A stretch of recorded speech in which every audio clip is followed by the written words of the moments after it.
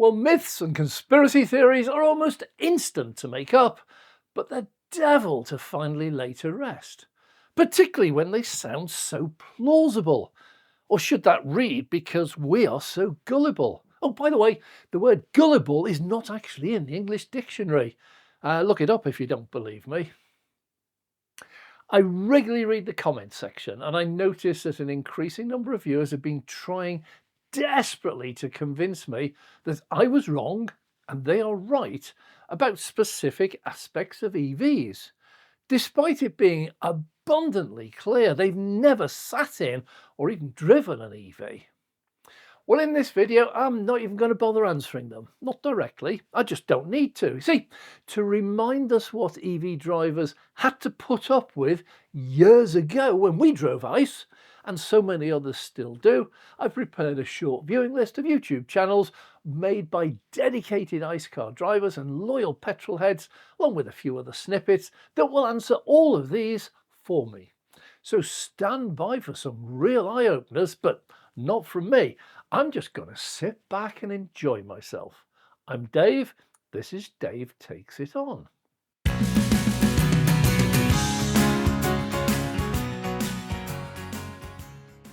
Okay, let's take statement number one. EVs are way too dear. Absolutely ridiculous prices. We can't possibly afford them. So let's consult an expert. Not a guru. He's an expert from the motor trade who features the latest prices and news from the motor world with a heavy emphasis on ICE, but he does cover EVs and how much they will cost you. And he also does a very interesting video on lease deals, current lease deals. Oh, by the way, for anyone worried about depreciation, have a look at leasing. Zero depreciation. You just pay each month. At the end of it, just hand it back. Doesn't matter whether it's worth £5 or £50,000, you just hand it back. Now this one's the BYD Dolphin and it delivers bags of value in my book. 265 miles of range, 345 litres of boot space, insurance group 33, 204 brake horsepower and a 0 to 62 of 7 seconds. 340 quid a month on average. It did do a little dip a couple of weeks ago where it got to 220, but it soon went straight back up. And it's been about 257 since then, currently 255 against an average of £340 a month. Not a bad shout in my book. I think that delivers a lot of value, as does this. If you're thinking about an MG4, I think this is probably the sweet spot in the range. Possibly you could go for the SE long range, but you go for the trophy and it's got everything really. 279 miles of range, 289 litres of boot space, insurance group 29, 0 to 62 in 7.9 seconds, £265 a month. Well, thank you for your reporting, not a guru. If any viewers out there still think EVs are too dear, this channel is well worth a visit. In fact, I would say almost compulsory. Okay, so looking back, just how bad were ICE cars to drive? All that track stuff is fun, but this is the kind of driving that's really important. And this is where the Tesla Model 3 is probably the best car in the world. And that's because Tesla has distilled it down to what's actually important in the real world. Once again, I like this channel. Many thanks for using this clip. If you haven't seen them, it's definitely worth a watch. These guys know what they're talking about. I respect them. I respected them previously when they voted the BMW M3 Competition as simply the best car in the world, even though I obviously disagreed. I definitely respect that they actually go out there and they drive EVs, even if at the end of it they rip them to shreds. They've actually driven them. They know what they're talking about, and more importantly, in recent months, they've also seen firsthand how much EVs have changed over the last few years. If any of you have never driven an EV but openly state, well, they're never going to, and you post repeated comments trying to convince us that they're rubbish, just watch this channel. Thanks very much to Haggerty's for this video clip. Just hope your viewers actually will agree with you. Petrol cars, particularly diesel, they're much cheaper to run than EVs. Yeah, right. Okay, let's have a look at some facts. I'm definitely going to need to use my credit card for this one. This is the 4th full tank I've done on a Range Rover in literally a matter of weeks. Do you reckon eventually they're going to introduce PCP finance for filling up cars when it gets really expensive? Especially with all these tax increases. Times are hard. Times are getting tough. 107, what did I say, 112 or 113? 111, 112, 113. I've run out of money. Oh, it's getting close.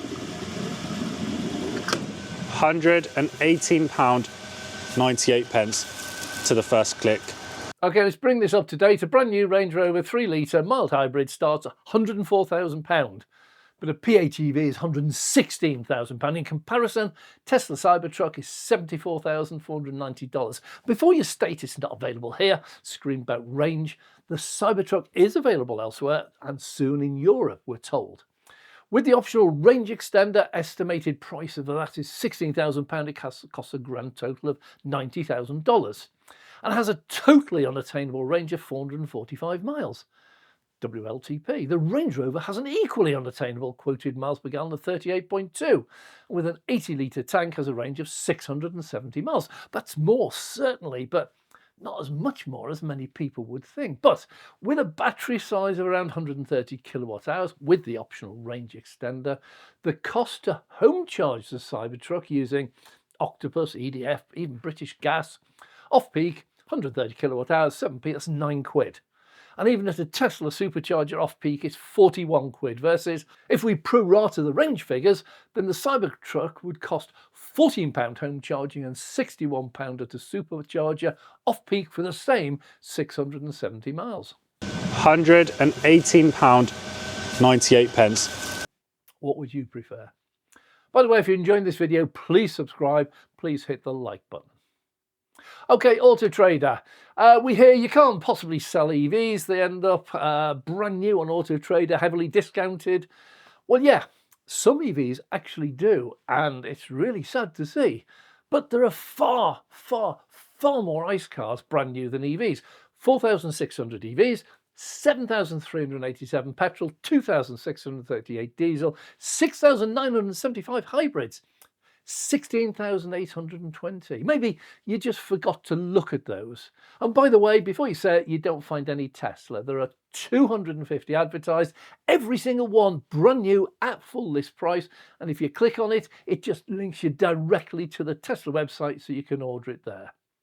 Oh, what about fires? People state never going to buy an EV because they'll catch fire, they can't be put out, you'll burn your house down with you in it.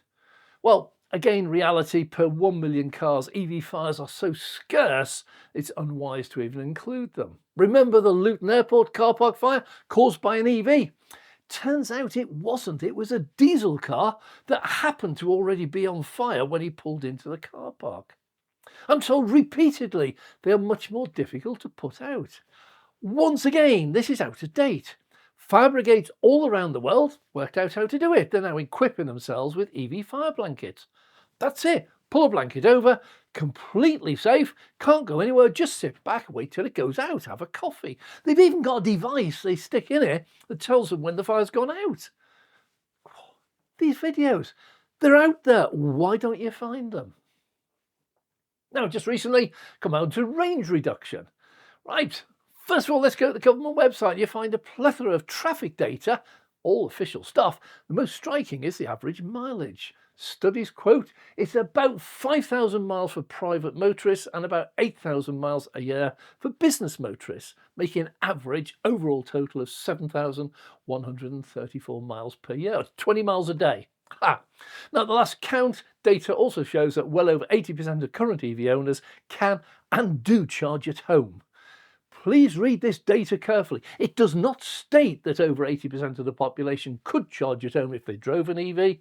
It does state that over 80% of those that actually do already drive an E can and do charge at home. So for the overwhelming majority of EV drivers, they plug in each night, they drive around 30 miles, head back home, plug in again. Can you tell me the relevance of a 5, 10 or even 50% reduction in range in the winter if your EV can manage more than 30 miles of range a day? I defy you to find one that doesn't. Even little Citroën Ami has got a range of 46 miles. Now, in a bitter ironic twist, calmer even, we discover how many of Auto Legacy have ended up just shooting themselves totally in both feet. When Legacy Auto, in desperation, finally accepted that EVs are here to stay and actually catching on, that even includes Ford Motor Company, that had record EV sales in Q3 2024 this year, They find that many of their customers are already being put off by their past lies and myths. Fantastic! Now they finally want to sell them, or need to sell them because the law says they must. They can't because they've told all their customers exactly how bad they really were. I've not stopped laughing yet. Talk about an own goal. Well, then Ford calmly announces that they're not selling enough EVs. I do wonder why. Anyway, I hope you've enjoyed this. It's a light-hearted look at what's going on, but there's an awful lot of facts in there as well. I hope some of you out there with the old myths and lies going through your head will suddenly realise that, yeah, that might have been the case 5, 10 or 20 years ago. But there again, at one time, with petrol cars, you used to have a man walking in front with a red flag waving it. Do you remember them? Yeah, where have they gone? Long since disappeared. Myths die off as the facts start making themselves apparent, and the lies only go so far before the public see through them. So I hope you've enjoyed the video. We'll try and get some more clips for you for a future video, but for now, thanks very much. And if you did enjoy it, please click the like button. If you'd like to see more, please subscribe, click the notification bell, and we'll notify you every time we do launch a new video. And a big thank you to our Patreon members. Without your support, this channel would not be where it is today. So thank you very much. I'm Dave.